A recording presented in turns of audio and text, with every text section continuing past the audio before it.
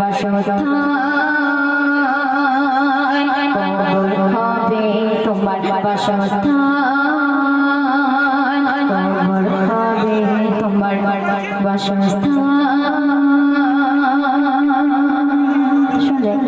মরণ সম্পর্কে একটি কালাম এখন আপনাদের সম্পর্কে বচন পরিবেশন করতে হচ্ছে আমার ছোট্ট ভাটি শিখা সুলতান।